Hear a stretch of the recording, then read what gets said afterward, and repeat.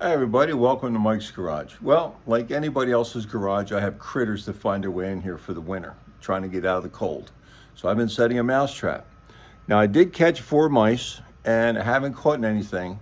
And then all of a sudden the mouse trap is tripped and something ate all the bait. That happened twice.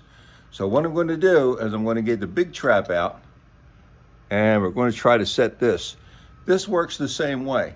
It has an arm that's pinned down, has a staple on it, so you have to release that. Then you have to bend this back and put bait under the trigger. Not on top of the trigger, they just lick it off. You put it under the trigger, so they have to move the trigger to get their head under there to get to the bait, and that will set off the trap. This one will hurt your fingers. This one will break your fingers. I'll let you know what happens. Thanks for watching Mike's Garage.